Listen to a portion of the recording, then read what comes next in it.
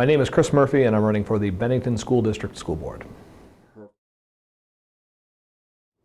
running for the BSD board because I think that public schools ought to be a direct reflection of our democracy, and that at their best, public schools should have the vision and the goal of creating a true equality of opportunity for all the children in our area. And I just want to do my part in helping to reach that goal.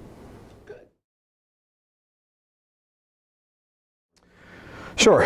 First and foremost, an issue that is going to have to be dealt with by the board is implementation of Act 46. Act 46 is a piece of legislation that passed that has the goal of essentially reducing administrative costs for school districts.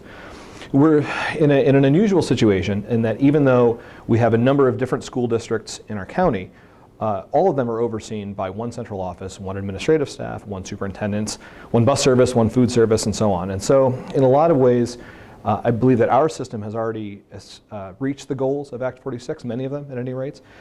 So what we really have to do then is to find a way to merge boards in a way that is palatable to people, in a way that ensures that there's proper representation by the different schools on that joint board, and to ensure that whoever's paying for that is paying for their fair share, meaning that communities aren't underpaying what they should and aren't overpaying what they should. And so, that's going to be a huge thing that the board is going to have to deal with. There's some debate on that.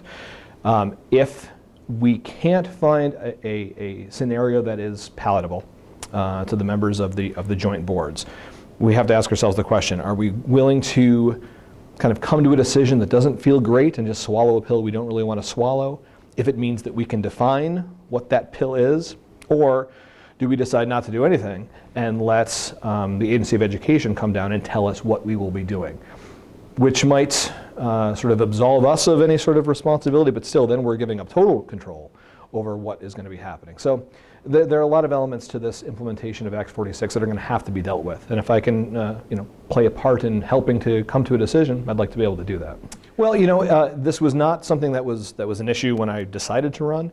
But we have the issue of the principal at Molly Stark Elementary School resigning, and he said it was due to a number of different factors, not due to any one particular incident or one particular person, and I take him at his word.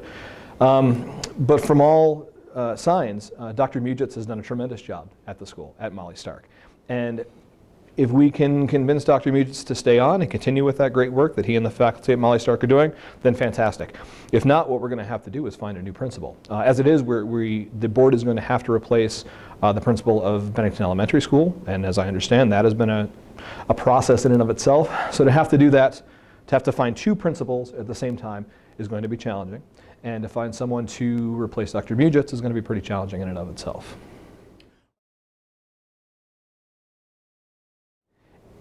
It would be great if civics could be reintroduced to the elementary school curriculum.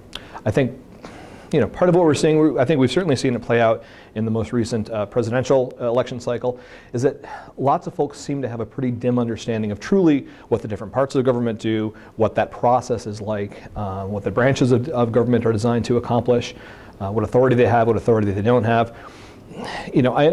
Teachers are under a tremendous amount of pressure to incorporate all sorts of things into the curriculum. But with that said, if we're talking pie in the sky, I think a return to basic civics lessons would be huge, because if we have informed elementary students, hopefully they would grow up into be informed junior and middle school and high school students, and eventually informed adults who could then be active in their own communities and their own societies in terms of members of a democracy.